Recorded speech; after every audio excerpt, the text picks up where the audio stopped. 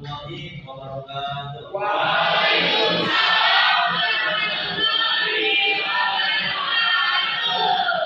Selamat pagi semuanya, teman-teman.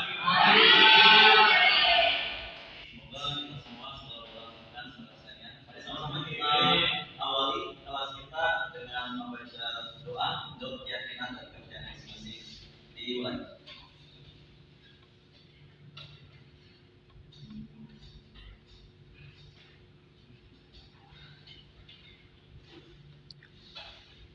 Baik teman-teman, hari ini kita masuk di mata kuliah online marketing foundation, ya. Di mana mata kuliah ini adalah mata kuliah turunan dari mata kuliah sebelumnya, yaitu manajemen pemasaran. Dan hari ini saya akan menyampaikan materi tentang online marketing foundation. Namun sebelum saya mulai, saya ingin memberikan stimulus buat teman-teman sekalian. Jadi saya harapan pemetaan dulu bagaimana teman-teman memahami tentang online marketing foundation. Oke, saya akan berikan teman-teman link bisnis ya. Kita mulai dari bisnis. Oke, saya coba.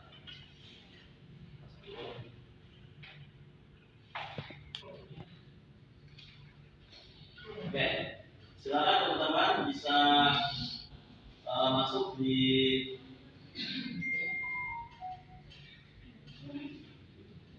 ini.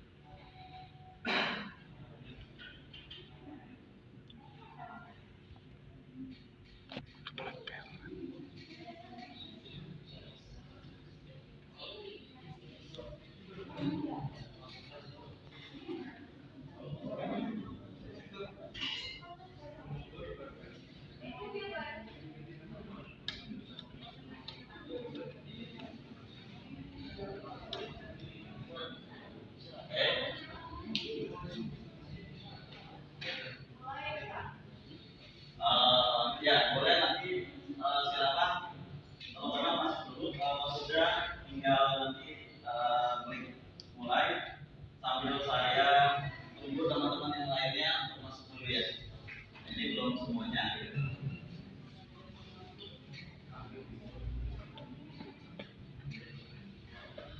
Baik, sudah semuanya masuk ya? Atau masih ada yang belum?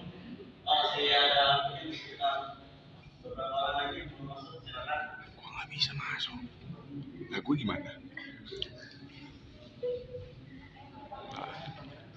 Kan gue udah dapet nilai.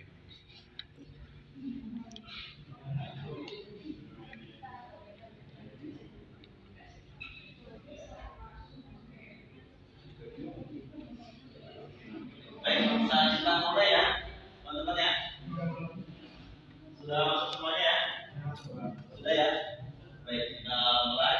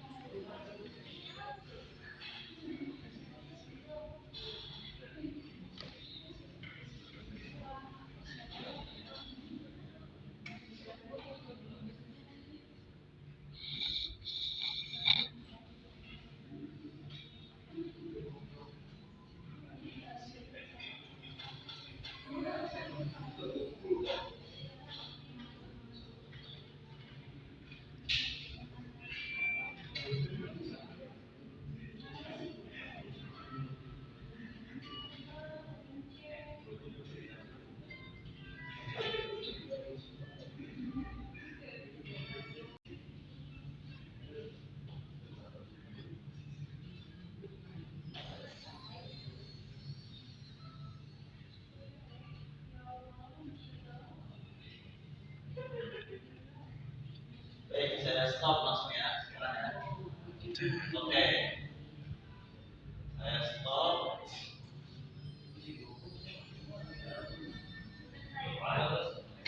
Saya kita beri tepuk tangan untuk semuanya. Bagus ya, sini yang pertama ada bagus ya, ada Reza, ada Ricky. Terima kasih teman-teman. Saya selesaikan. Oke, pertama ya. Moderatornya ada. Oke, nanti kita coba lagi nanti ya yang lain semasa. Baik, sekarang saya close untuk ini. Saya yang pertama adalah bagus sekali.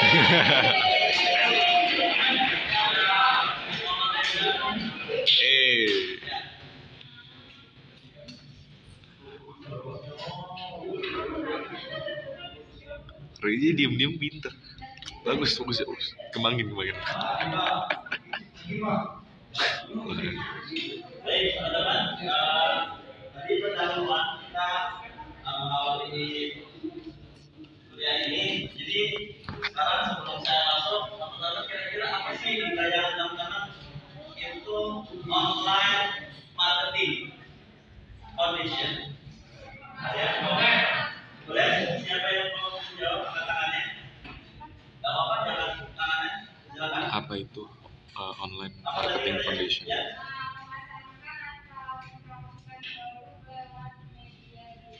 Oke, terima kasih tepuk tangan dulu. Selanjutnya ada lagi. Silakan. Oke, strategi pemasaran dan marketing ngetrend. Tepuk tangan juga.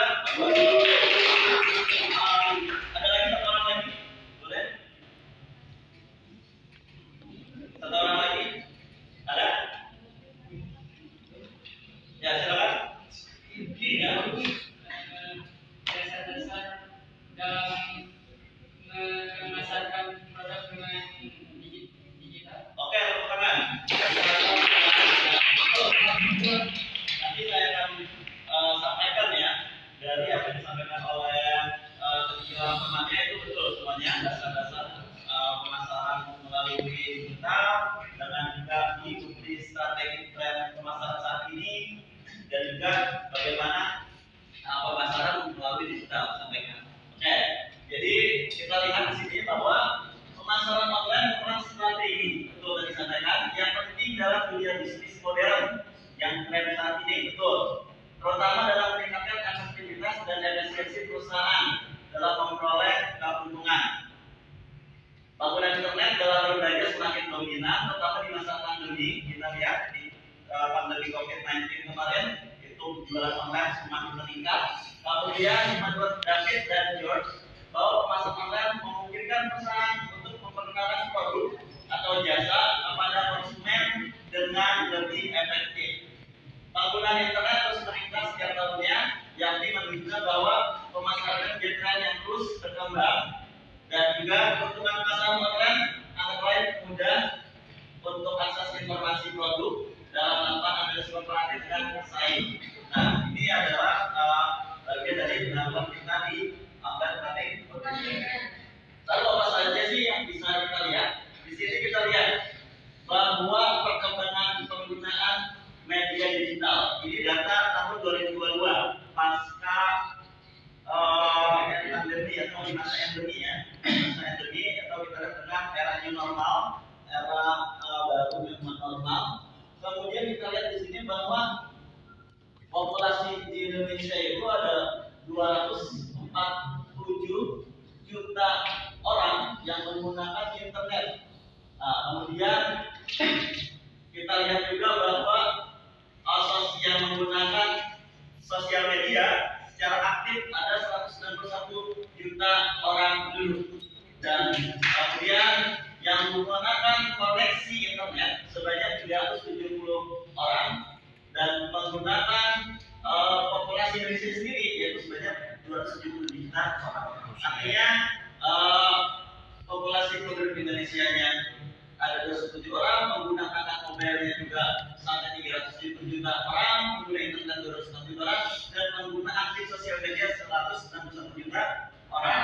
Ini adalah sebuah potensi pasar yang besar untuk pemasaran online.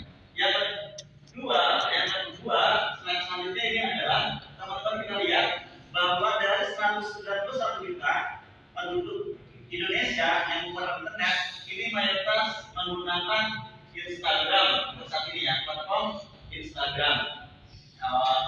Tiga besarnya ada Instagram, ada Facebook, ya ada Instagram dan Facebook.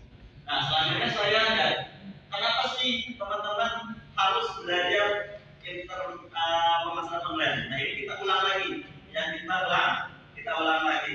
Jadi sebelum nanti masuk ke materi yang sesungguhnya yang memang kita materi saat ini, saya ingin mengulang lagi sebagai pendahuluan mengawali kelas bahwa alasan penting mempelajari pemasaran adalah pertama, tren bisnis modern. Yang kedua, meningkatkan efisiensi.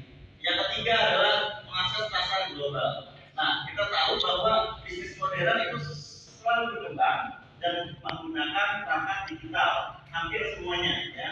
Kemudian mau produknya apapun dijual secara digital. Sayuran sudah digital, buah-buahan digital, barang atau jasa juga digital, mau jasa privat juga digital, online, bahkan akhirnya banyak yang lainnya, lembaga-lembaga online. Kemudian meningkatkan efisiensi, mencapai target perusahaan atau lembaga.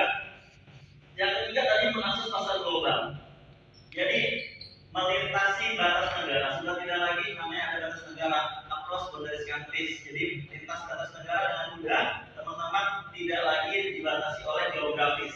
Dengan adanya ini kita bisa komunikasi dengan orang yang ada di luar pulau, yang ada di luar negeri, yang ada masih di penduduk bumi ya, yang jelas penduduk yang lainnya. Selanjutnya interaksi dengan konsumen. Nah dengan pemasaran digital ini memudahkan interaksi antara seller dengan buyer. Dengan adanya komunikasi bisa melalui chat, pesan, kemudian bisa komunikasi tanya produk. Nah itu bisa memudahkan tanpa dibatasi dengan yang lain, jadi langsung. Kemudian juga selain itu juga timbal baliknya, misalnya pasca kemudian ada bisa reviewnya, gitu ya, ada bentuk produk. Selanjutnya adalah analisis data pemasaran online. Nah, analisis data ini artinya ketika teman-teman dengan pemasaran ini, teman-teman bisa tahu selama 1 bulan ini teman-teman penjualannya seperti apa, bisa langsung lihat grafiknya, atau mau lihat lagi selama 1 bulan ini tren pasar yang terkini apa, produk yang paling banyak dibeli orang apa, itu bisa didata juga. Kemudian yang terakhir adalah kemampuan beradaptasi. Era disrupsi ini, era teknologi kecerdasan buatan, memang harus pintar-pintar beradaptasi sesuai dengan kondisi yang sekarang. Baik, sampai di sini ada pertanyaan dulu? Cukup ya, saya lanjut ya. Baik, saya lanjut. Saya lanjut langsung ke capaian dan kuliah. Jadi saya ulang lagi ya di awal seperti yang pernah saya sampaikan. Kita kali ini masuk ke capaian pembayaran kuliah yang kelima. Setelah kita mengulang tadi pembahasan yang sebelum di pertemuan pertama, sekarang kita masuk ke yang kelima, yaitu merancang strategi pemasaran online. Nah, yang saya akan lakukan adalah dalam strategi pemasaran online-nya, yaitu menggunakan layanan Google Business School. Walaupun ada dengan media sosial, ada search engine optimization, ada SEM, ada kemudian marketing, dan itu masuk ke Google. Tapi saya memfokuskan hari ini dengan pemahaman tentang Google Business School. Nah, teman-teman tahu kan Google Business School? Tahu ya? Ya.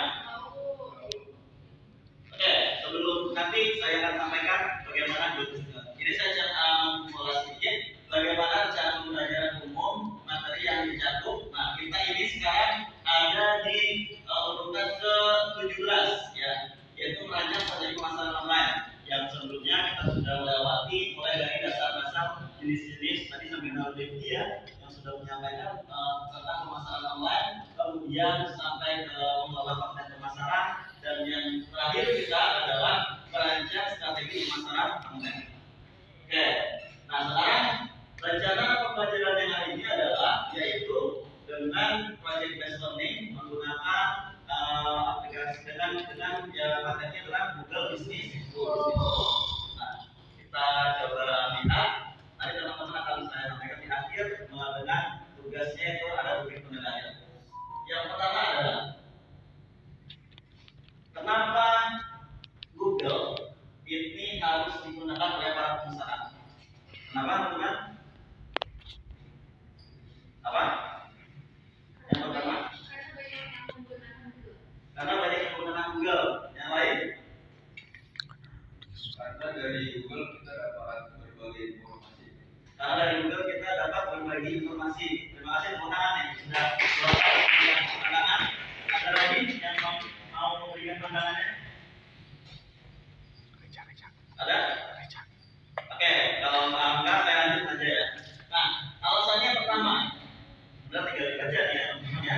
Nah, alasannya adalah pertama Google memiliki 4,3 miliar pengguna di seluruh dunia. Ini data tahun 2023. Ya, artinya sekarang sudah bisa jadi menjadi 5 miliar. Ya. Kemudian tahun 2020 Google membantu menggerakkan kegiatan ekonomi senilai 426 US dollar, 406 miliar US dollar, lebih dari 2 juta usaha di Amerika Serikat. Itu hanya di Amerika Serikat. Bagaimana di bagian negara lain atau di benua yang lain atau di Indonesia sendiri.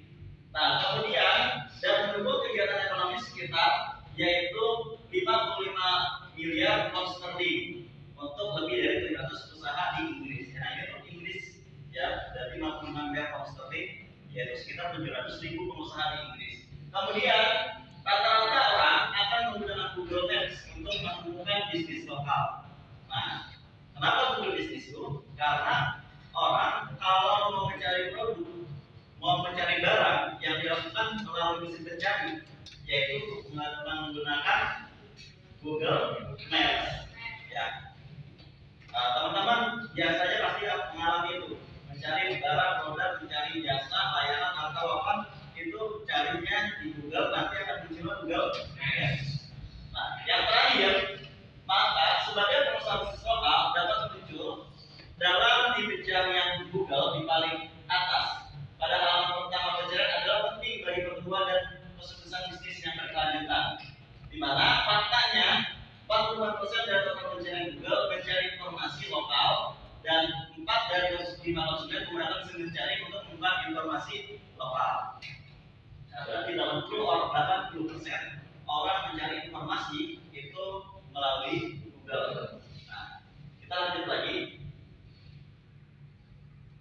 Nah, kemudian mengapa Google Business? Kenapa Google Business? Ya. Kenapa kita Google Business? Karena pertama, ya, betul. Untuk membuat maps, titik maps di Google itu gratis. Ya, membuat Google Business gratis, nggak bayar. Ya, artinya cuma-cuma. Kemudian dapat menjangkau pelanggan.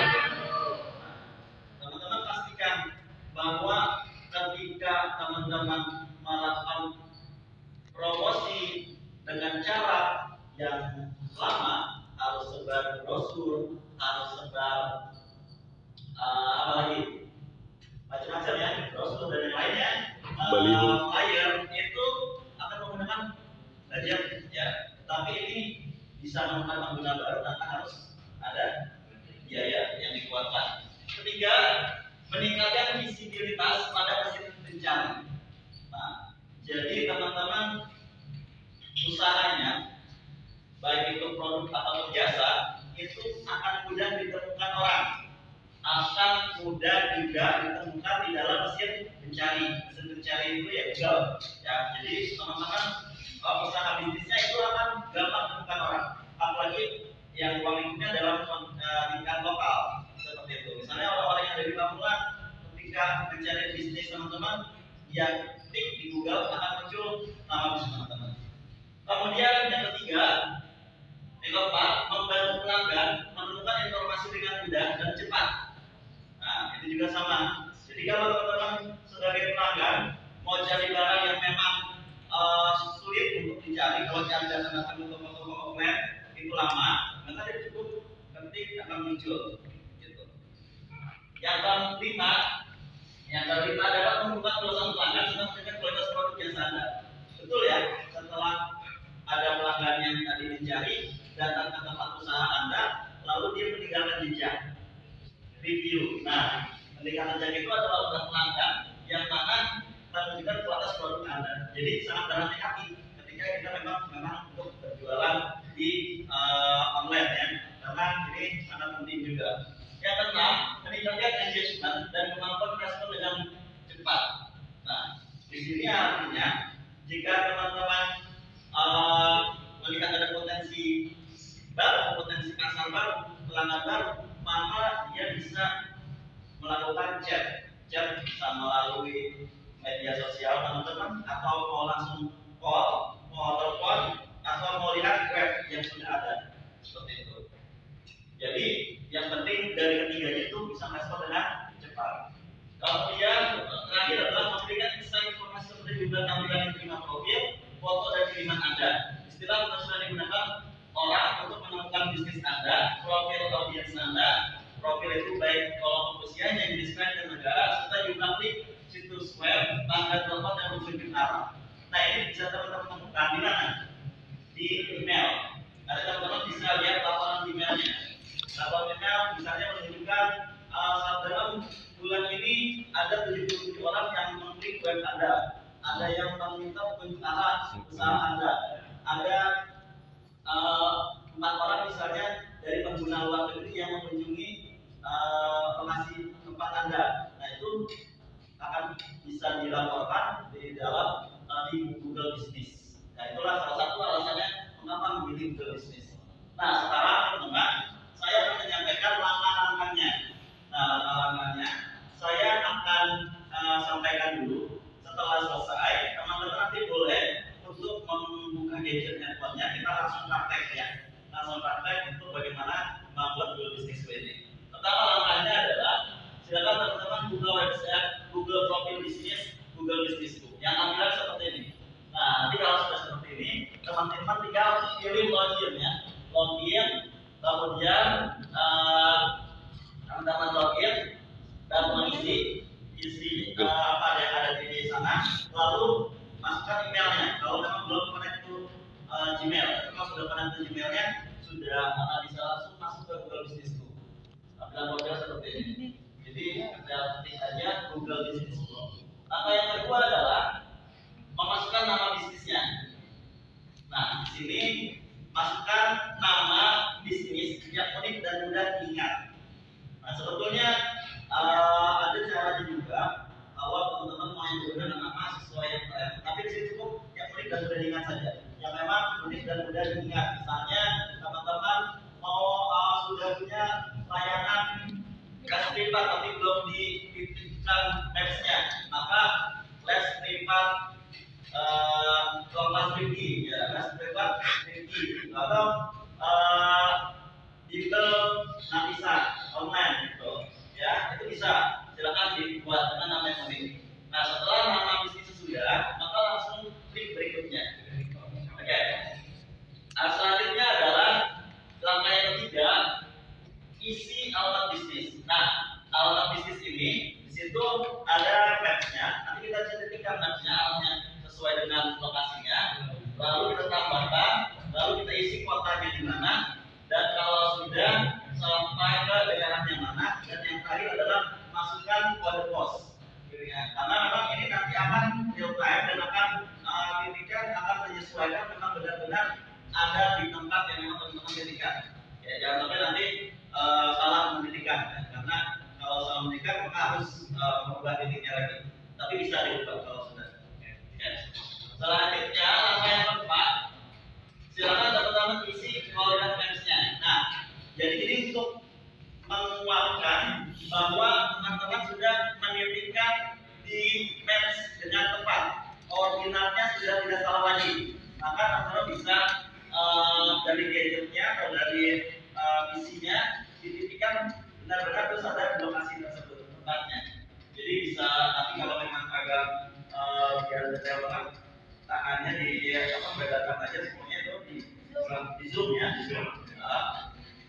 Sudah dimasukkan. Selanjutnya adalah pilih kategori bisnis. Nah, bisnis ini punya kategori apa? Misalnya teman-teman mempunyai bisnis bimbel atau les privat, maka kategori yang sesuainya adalah layanan pendidikan, ya. Cari pendidikan, misalnya ketik pendidikan apa? Atau misalnya produk makanan, berarti kuliner, gitu ya, atau kuliner. Atau misalnya jasa digital, maka berarti layanan internet. Misalnya teman-teman buka layanan editing foto, atau misalkan mau buat sketch dan sebagainya. Nah, kemudian yang keenam, maka teman-teman harus mengisi kontak bisnisnya, karena tujuannya tadi supaya engagement dan mempunyai respon cepat, maka kontak bisnis harus diisi. Apa saja detail yang harus diisi? Nomor handphone. Pastikan nomor handphone yang disampaikan itu yang aktif. Nah, kemudian yang kedua apa lagi? URL webnya. Teman-teman kalau belum buat web, bisa buat dari blog yang sudah teman-teman buat di pertemuan sebelumnya ya. Nanti teman-teman masukkan aja link webnya seperti itu. Kemudian misalnya teman-teman nggak pakai situs, bisa juga kalau webnya nggak dimasukkan. Tapi misalkan ada situsnya, biar lebih diakui untuk bisnis kita. Selanjutnya kita lanjut ke pilih berikutnya. Oke. Kemudian yang ketujuh, maka teman-teman apakah mau menerima update informasi Google Business itu? Ya, terima. Karena nanti teman-teman akan dikirim laporan tiap bulan bahwa ada berapa pengunjung yang datang ke web teman-teman. Seperti itu. Ya, kemudian yang terakhir adalah verifikasi Google Business. Nah, ini langkah verifikasi. Nanti teman-teman kalau sudah selesai semua, nanti Google akan memverifikasi. Oke? Nah, coba silakan teman-teman ditampilkan langkah-langkahnya. Ya, saya mulai dari langkah yang pertama. Silakan.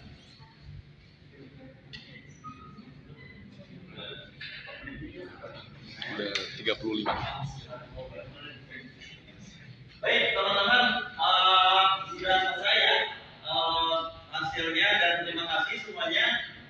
Saya ucapkan nanti Google Business School-nya teman-teman bisa kirim linknya ke drive yang akan saya kirimkan ke kelas ya. Oke, selanjutnya untuk akhir dari kuliah ini teman-teman saya mohon untuk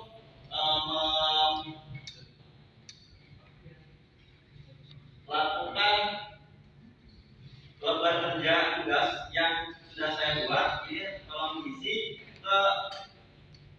diisi nanti di-upload ke LMS yang teman-teman miliki, dan di sana nanti teman-teman bisa upload tugasnya ke LMS ya, ke learning.unpad.ac.id. Itu saja dari saya.